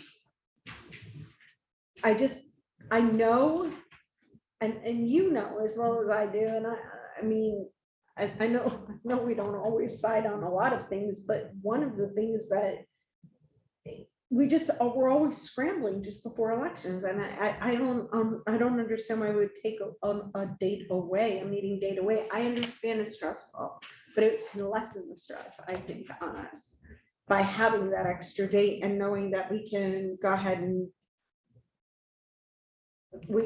and put something on the agenda if necessary. If not, then we give it 24 hours beforehand and cancel it. That's allowed, right, Paula? Is that allowed? 24 hours? You have to give them 24 hours, right?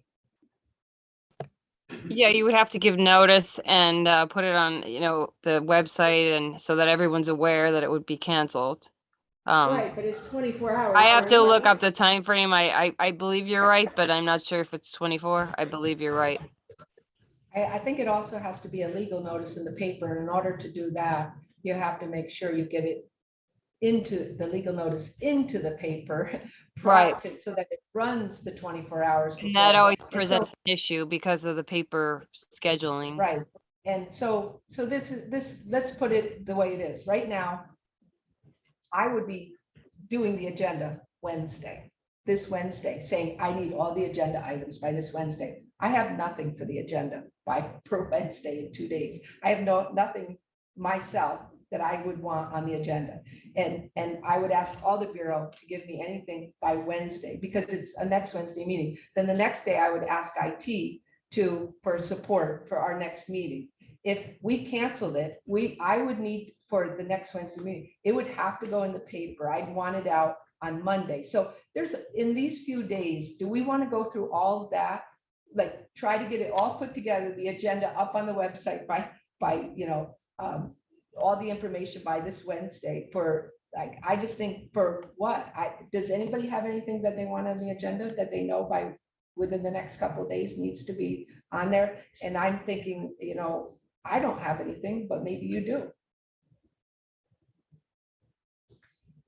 I think we're addressing everything for this election. We're not scrambling right now, and that's a wonderful thing. And I think it can give the election bureau a little break. I mean, the only thing I can say is I don't really get the times sink in until the election day and beyond. It's from the election day till we certify, and that's the 3 weeks that I map out. The bureaus, the ones who are actually really doing all the heavy lifting right now, they're doing everything. They've got to get the judges' bags out. They've got to, do all of that, every little bit that comes into that election. I'd rather they didn't spend 2 hours sitting here with us that close to the election. They're already doing overtime. People aren't actually here physically in the room because actually they're doing it remotely because they have to be at the bureau. So to me, I don't see any reason to have one, next week. Any other board members? Mr. Schramm, Mr. Mangan? I don't see any reason to schedule it. I think if we have to have an emergency meeting, we could always do that. Do that. I'm sure it's available. We've done that. Yes. So Everything is sort of taken care of. There's nothing to meet for. famous last word. If we're not going to do curring, then we don't do curring. If we have to, we use the date, we don't use the date. Or any other, things that have already been decided, we Okay, don't well, have to address again.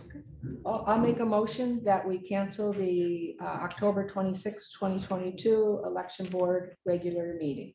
Is there a second? I'll second it. Second by Mr. Schramm. A roll call vote. Mr. Mangan, Yes. Mr. Schramm, Yes, Ms. Cerniak, Yes. Ms. Frisaro, No. Ms. Williams, yes. Motion passes 4 yes, 1 no. We will cancel the October 26, 2022 election board regular meeting, and I'll be sure to get the legal notice together out to the public, and we'll get a note on the website referring to that date that it's canceled. Now we'll move into the comment, our second public comment time, comment on non-agenda items or agenda items. This is an opportunity for members of the public to address the board on matters not listed on the agenda, but which must be within the subject matter jurisdiction of the board. Again, it's limited to 3 minutes and 1 comment time per person. We'll follow the same process as the first public comment time, which is have the in-person members go first. Anyone who would like to provide public comment will go to the Zoom platform, and then we'll move into anyone who might be on the phone. So is there anybody in person who would like to make a public comment? Just again, state your name, your municipality. My name is Joe Grantede from Plains Township. And I have a couple of things that, when you were talking about curing, you mentioned identification, valid identification. What is valid identification? Valid ID. Okay, let's turn this over to the Election Bureau leadership. They probably can better explain it than I do. And what this gentleman is asking is, when somebody's ballot, mail-in ballot comes back as ID not verified, what does that mean? So I don't know if Ms. McBride or Ms. Cook would like to answer that question.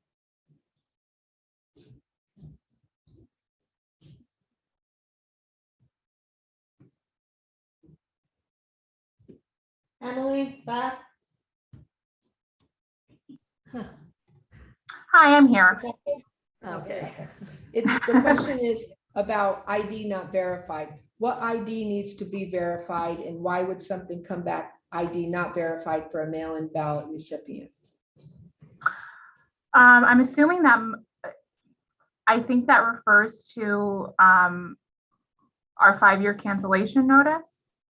That's the only thing that I could think of right off the bat, but Denise, you might have a better explanation of that since you've been around for more election cycles than I have. Hi. Or Emily. Hello. Sorry. We're in the middle of sorry about that. right here, so sorry. We're having a little bit of a day. So the ID verification, we would receive that exception notice if on a voter's application, they hadn't returned the have a verification checks to ensure that their registration matched their social security, their driver's license number. If that would be what would happen when we would get that ID verification notice. That's the only time that exception comes through, is if our system, the Shore system, wasn't able to verify with their registration, and the social security driver's license number didn't match.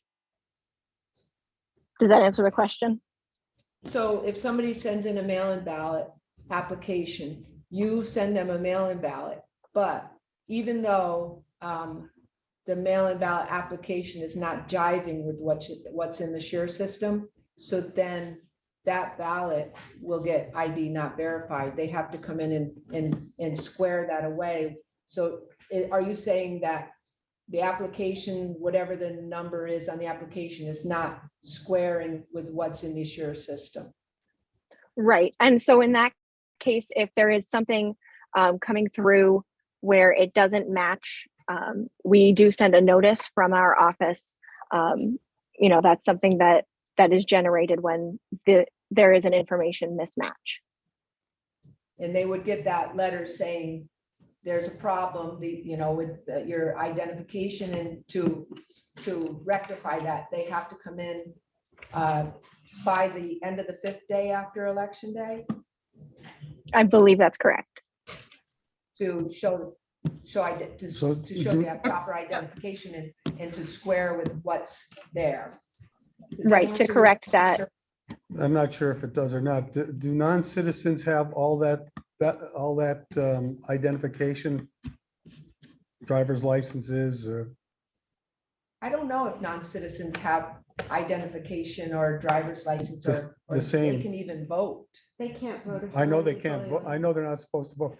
I'm just talking about the security around, whether somebody who has a driver's license, if that's the only thing they need. There are lots of different types of identification that can be used to What's the minimum, verify your what's the identity. minimum though? The minimum. One driver's license, that's it? No, there's a lot of different identification. And even at the poll, there's multiple types of identification you can use to identify yourself if you're at the poll even. Right, It's but not if you're- just a driver's If you're license. just going to Dropbox, there's nobody to check any of that. No, we don't have any. Yeah, but the ballot ballot, drop box watchers. the ballot drop box, you get the ballot in and, Right. again, there's the barcode on there, it's gonna check. That's And it's why gonna come up in the system, this guy may not be who he says he is.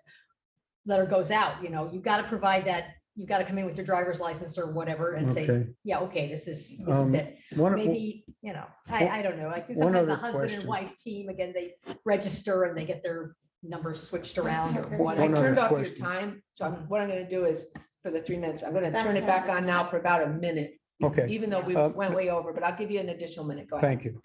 Mr. Mangan went through a series of procedures for drop boxes and the due diligence and the security and everything around that. And I'm just wondering if any of that matters, if somebody can walk up with a mask on, covering their face. And why that isn't part of the due diligence. So if I can respond, we've been given guidelines that ask for security surveillance to be part of those guidelines. And the county, and I can assure you, has done their best to meet those guidelines. The parameters are wide, in my personal opinion. If you were doing a true security surveillance situation, you would have a camera 24/7 constantly in the parking lot, in the vestibule, and in the area that you monitor. Okay? I'm not a criminal investigator, but I'm sure the 3 points of view to witness something taking place would be much more beneficial than just one snapshot over one area. Mhm. But again, just to reiterate, this This has been a challenge. It's been met to the best of our ability at this point by the Bureau of Elections, by the administrative offices here. I don't, But, you know. it doesn't seem like it's the best of our ability if we're allowing people to go up there with masks on. Right? I mean, that's the first thing. You walk in a bank with a mask on, there's gonna be people, you're gonna get their attention. Yes, but Mr. Grantee, you're also crossing the line if you have a person who's immunocompromised, who's worried about their personal health. And that. There's other remedies to that. Let's go, first of all, I am not in favor of drop boxes. I will go on the record as stating that I am Well, I'm not. glad. However, I agreed that I would follow the law. Right? It's which not the They are law. not the law. Not the law. But they are part of Act 77 and being allowed as this board. Well, it And seems, I'm not going to go against all of my colleagues at this point, okay? But this, we can develop every day different points of contention against the drop boxes, and I hear them all day, okay? We are doing to the best of our ability to provide them within the guidelines, okay? If you went to a drop box, if you went to a mailbox and you were wearing a mask, how many times, Mr. Grantee, do you see people driving down the street alone in their own car wearing a mask? I mean, they have an option, mail-in ballots takes care of that. They don't have to go to drop But box. then you have other arguments But you're, that they're not comfortable, that the mail-ins are going to reach. I mean, we just went through Is an there hour and a any- half of how is there unsecure anything or how much, how confusing it actually, is. Mr. Grantee's time is up for the sake of With any the others mask, who would somebody like going to up speak. to a drop box with a mask, no different than if somebody went up to the election to cast a ballot Oh, with a mask. There You is, cannot have them remove it. there is, If there they're is, immunocompromised, you cannot ask them to remove it. there's only an option to vote one time when you go to the And election. the same with the drop box. No, there's not. One time, No, because that's your not ballot was true. counted and it was all explained. That's not before. true. You could drop 10 of them in there. Nobody Okay, knows so who we're you gonna are. Gonna get the 10 I have to remind you I'm that just this is saying. public comment, I've not seen the video. question and Maybe you answer don't Yes, care. okay, yes. Yeah. Okay, I'm- Mr. Grantee, I did give you the additional minute, I but we agree, I probably went appreciate it. over a couple Thank you. more, so thank you. Next,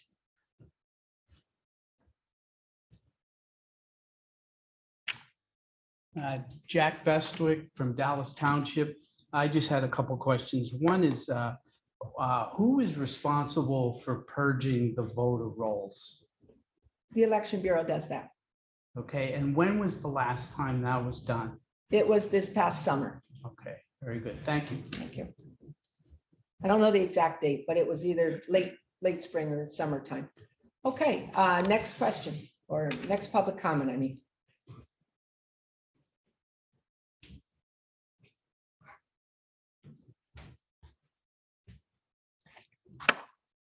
Jamie Walsh from Ross Township.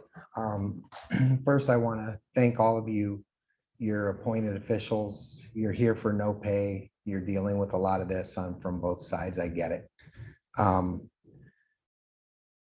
Being that you are appointed officials, you have very important work here. And one of the things that I would highly recommend all of you get is a copy of Act 65, the Sunshine Law. It's 10 pages. It would have stopped every one of my arguments here that I had tonight. Really here to make sure that you're protecting yourself, because when you tell the public they have 3 minutes to speak, I don't know if you're aware that that's per agenda item. So if you have 11 agenda items, okay, you can't give the public 3 minutes in total to speak on if they want to talk on 5 agenda items. It's 3 minutes per agenda item, according to the Sunshine Act. It is. And I'm just cautioning you because being that you're here, an unpaid position, you're trying to do a service for the community. I'm not going to file any Sunshine Act violations for you tonight.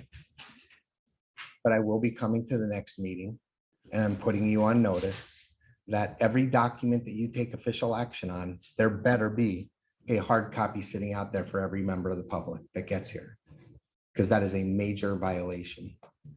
I don't expect when you get put into these roles to understand all of that. And I'm offering it to you right here. It's Act 65. It's 10 pages in black and white, very easy to read. So you can run an efficient and an effective meeting without violating people's constitutional rights. The Sunshine Act was created after Watergate because they felt that there was too much being done behind closed doors.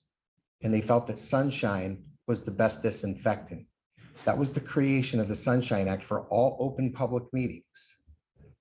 So I really strongly recommend each one of you to protect yourselves, because every violation that you would commit on a night, and the next time I come, every violation that you potentially would commit is an offense against 1, 2, 3, 4, 5, 6 people, times $1,000 per violation. You had 6 violations on here tonight. That's $36,000. That would be a lawsuit against each one of you individually, and I never want to see that happen. All I want to see is a clean meeting done. And I would recommend you just read Title 65. It's great reading, especially because you do this every month. And educate yourselves, because I had the answer about that 24-hour notice just from understanding the Sunshine Act. So again, please do yourself some due diligence and read that and have it on hand, because when someone questions you about something, it's right here in black and white. There's no argument. Okay, Thank you. thank you. I just want to add a couple things. Attorney Raddick, I'm thinking, I've gone to county council meetings, and I know a lot of times, like, they have like 80 to 100 pages on their agenda online, and they don't put all that outside the room when you come in. It's just an agenda. Also, we all have phones here. You can go on to the county website and pull up the agenda on your phone easily, as well as online. And it's been up, the agenda's been up with all these items. But what And we he's saying give- is it's a violation. If it is a true violation, maybe we should have the Office of Law and look into that. Wait, because if for it the is a county true- council too, because I know they don't print Right, out all theirs exactly. either. Yeah, Exactly. No. Because even if we had, if they, or we had a couple copies, and I know I've gone to the county council meetings, and I'm like, where did they see that? It's not in the agenda, like, and I've looked for it, and they're like, oh, and I would talk to my friends that are on council, and they're like, oh, it's in, we have it in front of us, that's not something you get, you can look it up online. I'm like, well, I didn't know that I could get it online, and maybe it is an issue. I mean, I don't as long know. as we put it out, that's a question for our Office of Law. We put it up, out for the public. We've been doing this process since I've been on the board, and it's been Yeah. before I've been on the But board, just because I used to we do it follow the doesn't mean board, it's and I true. would look up I don't the want us agenda. to get in see the- trouble, you know So, what I'm saying? and Well, that's so something for the office. of we'll Law let to the look Office of into. Law address that and find out for us, and if we need to be having all these items that are online already printed out for everybody, all that paper, then let us know. We certainly will do that, but that hasn't been what we have been following, and no one has brought this to our attention since I've been on the board. This is the first time that this has come up. So, I go to school board meetings, and their agendas are 90 to 120 pages. Like if you go to Tuncant Area School board. okay, Their school okay. district. We'll you'll look see into it. they We'll have look into every it. Item on there, and they're followed by the Sunshine. And you wouldn't believe how many people say, hey, this is the way we've always been doing it. But if someone breaks into your house 10 days in a row, until you alert them or alert the police. Okay, we it's will not definitely, fine, right? we'll definitely look into So, it. Thank you. We'll have our attorney. You gotta consider the people who don't have online. Yeah. There's- Okay, and anybody else in person before we go to the Zoom platform that would like to speak? Okay, I don't see any hands raised on the Zoom platform. And I don't see anybody on a telephone line. Just give it a second in case anybody changes their mind and wants to speak. Doesn't look like it. Okay, So, Claudia wants, wait, oh, no, no, no, okay, yeah, her hand's up. okay, I don't see it. Yeah. Are you sure? Yeah. Oh, okay, I'm sorry. Go ahead, we'll unmute, Ms. Glennon. Go ahead. I typed this into the chat, but I realize that not everybody has that. But the concern with the ID verification on the ballots, I think there might have been some confusion. It's not the individual to receive a ballot has already been determined to be eligible, an eligible voter by the state of Pennsylvania. So a migrant worker coming in with a driver's license, it is not going to have a ballot in the first place. I don't think you clarified that, and maybe you weren't maybe that's not what the individual meant, but that's what it sounded like to me. And I was like, they wouldn't have, if an individual's not an eligible voter, they wouldn't have a ballot in the first place. And I think to verify the ID is a question either because they couldn't read the signature or it's different from what the state has. If I'm wrong, please correct me, but that was the only comment I wanted to make.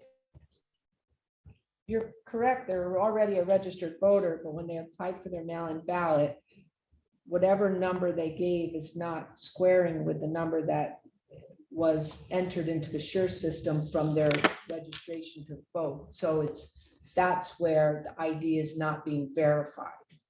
So that's where it needs to be reconciled, and they have up until 5 days after election day to do that. I think there are around 40 voters or so, 30 or 40 who had that issue. I don't even think there were that Not many. that many? I don't think Okay, so, no. maybe I'm, Pat, never mind. Pat disregard. had her hand raised earlier to comment on that, and then she put it down. So maybe we can let her say what she was gonna say about the ID, and then we can just kind of like, so I know she wanted to mention something, and then. Did Beth or Emily want to say any more about that? I raised my hand earlier because there was a question about acceptable forms of ID. So I was just going to name some of them. Obviously, driver's license, US passport, US military ID, employee photo identification that's issued by either federal, Pennsylvania County, or Pennsylvania municipal government.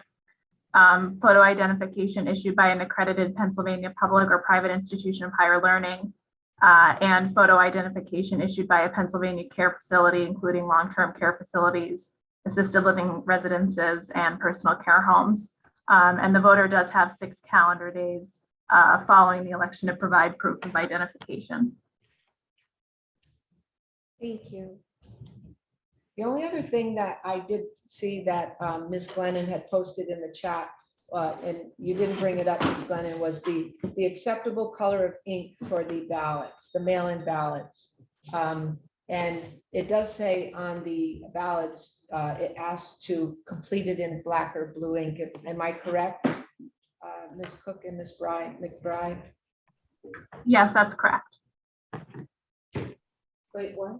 It's black or blue is the acceptable Yeah, color. And you have to use the same pen really to, yeah, to change to. Yeah, black that and is blue. one thing that we determine when we're adjudicating. We look at something and we'll be like, okay, like something isn't filled in all the way, and we'll all look at it and we're like, oh yeah, that's definitely consistent throughout the entire ballot.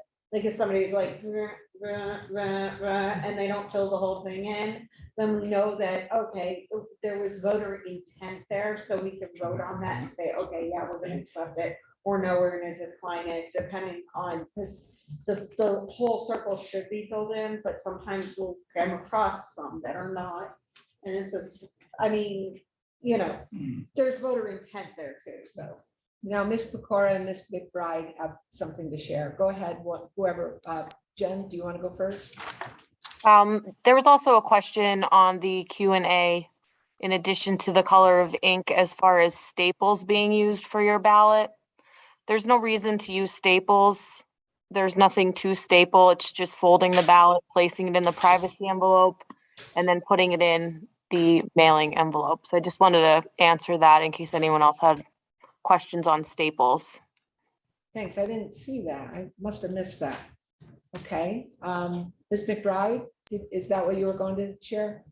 No, there was one more thing actually that that I thought of. So we have had a few people calling in and emailing saying that they're having problems sealing the secrecy envelope. And they're not realizing that the envelope has it's a peel and seal envelope. So they're trying to lick it rather than peeling and sealing it. So just so the general public knows, you do have to peel and seal it instead of lick it. Okay. All right. All right. I don't see any other hands up. So, I think Claudia might have put hers back up. Yeah, she did. No, yeah. I'm sorry.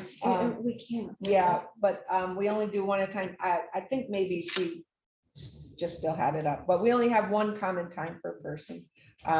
We're going to, Most of her comment of talking. did I use up her time for talking? Okay, I'm gonna give her the benefit of the Yes, doubt. yeah. Claudia, did I interfere with your time? If I did, I'll give you an additional minute. I'm the one who had the question about the staples. I mean, if you would, the question was, if you received a ballot that had staples, is it just going to be rejected and not cured, or can it be cured? Regardless, I mean, I wouldn't staple mine, but I also will make sure I sign it and put the right date on. So I wasn't asking for We've never myself. gotten a ballot that was stapled. We would just Well, take it no, off. I know what she's Oh. talking about. Sometimes people will staple things or extra tape them just for Oh, okay, security like purposes, sealing. but I think that could be damaging. I don't think it could cause issues with your ballot. Jen, we've never guess. come across, but Yeah. Jen, we've never crossed it. Even if it did, we would take the staple out and try to run it through. If it doesn't run through the scanner for canvassing, the ballot would then be duplicated onto another ballot, and that's done with a bipartisan team. There's a strict process to doing that. So it would, if that was the case and it didn't scan through because of some kind of damage, there are sometimes ballots that come in damaged or something spilled on them that may have to be duplicated by a bipartisan team working together to duplicate the ballot onto a clean ballot and then these things are all saved. So that could be, that could be the process for that if that's the case. Did that answer your question? Yes, thank you. Okay, All right. thank you. Okay, with that, I don't see any other hands up. So is there a motion to adjourn? Motion to adjourn. Motion to adjourn. Ms. Pissarro, a second by Mr. Mangan. All in favor, say aye. Aye. Any abstentions? Opposition? None heard. Meeting is adjourned at 7:03 PM. Good night. Thank you, everybody. Have a good night.